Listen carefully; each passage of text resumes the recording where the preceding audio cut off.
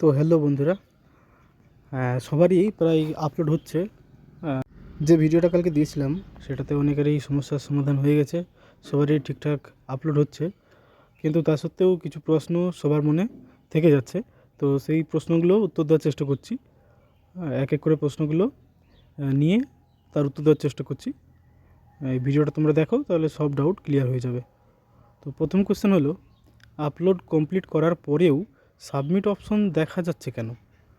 তো এটার উত্তর হলো যে সাবমিট অপশন দেখা যাচ্ছে, তার মানে ওখানে তোমরা যে ডকুমেন্টটা আপলোড করেছো, যেটা অ্যাটাচ ফাইলে দেখা যাচ্ছে, তোমার ফর্মের অ্যাটাচ ফাইলেও যেটা দেখা যাচ্ছে, সেইটা যদি কোনোভাবে ভুল আপলোড করে থাকো, সেটা যতদিন না ওদের এডিট উইন্ডো বন্ধ হচ্ছে 16 তারিখ বিকেল 5টা অবধি, ততক্ষণ তোমরা সেটা যতবার চাইবে আপডেট করতে পারবে বা সেটা আবার আপলোড করতে পারবে যদি কোনো সমস্যা থেকে থাকে।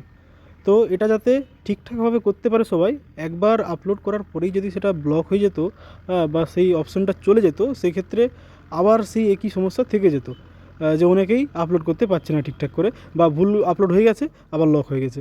তো এই সমস্যাটা যাতে আবার না হয়, সেই জন্য ওরা অপশানটা ওটা অনই রেখে দিয়েছে, মানে সাবমিট দেখা যাবেই ওখানে যতদিন না এটা এডিট উইন্ডো ওদের বন্ধ হচ্ছে। এটা আমাদের সুবিধার জন্যে ওরা করেছে। তো এটা হচ্ছে তার অ্যান্সার। এবারে দ্বিতীয় কোশ্চেন হলো, স্ট্যাটাস চেঞ্জ হচ্ছে না কেন? স্ট্যাটাস চেঞ্জ হবে না এখন। তার কারণ হচ্ছে যে এডিট উইন্ডো যতদিন খোলা আছে ততদিন সবাই সাবমিট করছে। এবারে সবাই সাবমিট করা সবার হবে, এখন ওরা কোনো রিভিউ করবে না বা কোনো ভেরিফাই করে দেখবে না, কারণ এখন সবাই ঠিকঠাক করে আপলোড করেনি, ডকুমেন্ট কারেক্ট করেনি। তো সবার ডকুমেন্ট কারেক্ট হয়ে যাওয়ার পরে, আপলোড হয়ে যাওয়ার পরে, মানে 16 তারিখ 5টার পর ওরা ওদের প্রসেস শুরু করবে। মানে আবার তারা যেগুলো রিজেক্ট হয়েছিল, যারা আপলোড করেছে ডকুমেন্ট, সেগুলো আবার ভেরিফাই করে দেখবে, খুলে খুলে চেক করে দেখবে সব পিডিএফগুলো, তারপরে আবার ফাইনালি অ্যাপ্রুভ করবে। তো তাই এখন কোনো চেঞ্জ হবে না, কোনো স্ট্যাটাসে চেঞ্জ হবে না। এই গেল দ্বিতীয় কোশ্চেন।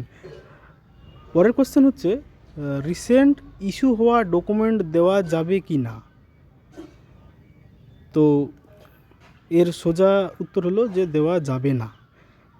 এই কারণেই দেওয়া যাবে না, কারণ WBHRB এর আগে যতগুলোই রিক্রুটমেন্ট করেছে, সেটা সিবিটি বেস না হোক, ইন্টারভিউ বেস হোক বা নাম্বার বেস হোক, যতগুলোই করেছে সব ক্ষেত্রেই ওরা একটা জায়গাকে দারুণ গুরুত্ব দেয়। সেটা হচ্ছে যে অ্যাপ্লিকেশন উইন্ডো, মানে তোমরা যখন অ্যাপ্লাই করছো, 1 মাস যে সময়টা থাকে, 1 মাস বা 1.5 মাস যাই থাকুক, তো সেই অ্যাপ্লিকেশন উইন্ডো যতদিন খোলা থাকে, যতদিন অ্যাপ্লিকেশন চলতে থাকে, সেই যে ডেটটা, সেই ডিউরেশনের পরে, মানে অ্যাপ্লিকেশন উইন্ডো অফ হয়ে যাওয়ার পরের ডেটের কোনো ডকুমেন্ট ওরা ভ্যালিড বলে মানে না বা গ্রাহ্য করবে না তোমাকে। ওরা অন্য কিচ্ছু দেখবে না, তোমার ডকুমেন্টে যে কোথায় কী নামের ভুল আছে না কী আছে। ওরা শুধু দেখবে যে তুমি যে ডকুমেন্টটা আপলোড করেছো সেটার ইস্যু ডেট, অ্যাপ্লিকেশন উইন্ডো যে অফ হয়েছিল 29শে সেপ্টেম্বর না 25শে সেপ্টেম্বর, যাই হোক, ওই যে ডেটটা ছিল অ্যাপ্লিকেশন উইন্ডো বন্ধ হওয়ার ডেট, তারপরের ডেটে ইস্যু হওয়া কোনো সার্টিফিকেট ওরা অ্যালাউ করবে না। মানে তোমরা যদি আপলোড করে থাকো, তো সেক্ষেত্রে ওরা রিজেক্ট করে দিতে পারে আবার। তো এই রিস্কটা নেবে না কেউ। অনেক দিন পর এমনি একটা সুযোগ এসেছে, একটা অপরচুনিটি এসেছে সবার জন্যে, তো রিস্ক নিতে যাবে না কেউ। হ্যাঁ, তো যারা ওবিসি নতুন করিয়েছো, আপলোড করার দরকার নেই, তোমরা ইউআর করেই সাবমিট করো, ইউআর হয়েই লড়ো, বেশ। আর এর পরের কোশ্চেন হচ্ছে, এখনও অ্যাপ্রুভ বা রিজেক্ট হয়নি, তারা কি করবে? তো এখনও অ্যাপ্রুভ বা রিজেক্ট কিছুই হয়নি, তাদের ব্যাপারটা সত্যি চিন্তার বিষয়। কারণ আজকে আর মানে হাতে একটা দিন বলতে পারো, 16 তারিখ 5টা বিকেল 5টা, মানে হাতে একটা দিন, পুরোপুরি একটা দিন আছে। তো এটা হচ্ছে এডিট উইন্ডো বন্ধ হওয়ার দিন। এর পরে যদি কারো রিজেক্ট হয়, সেক্ষেত্রে মনে হয় না যে আর তারা এডিট উইন্ডো অন করবে বা এডিট উইন্ডো বা রিসাবমিশন আবার দেবে।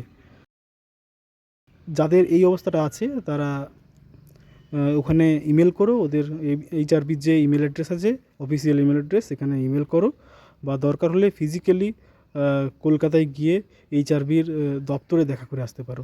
তাছাড়া আর কোনো উপায় নেই।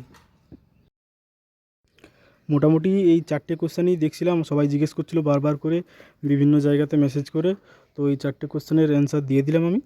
এরপরেও যদি কারো কিছু কোয়ারি থাকে, তো সেটা সেক্ষেত্রে কমেন্ট সেকশনে এসে জিজ্ঞেস করতে পারো, আমি উত্তর দেওয়ার চেষ্টা করব।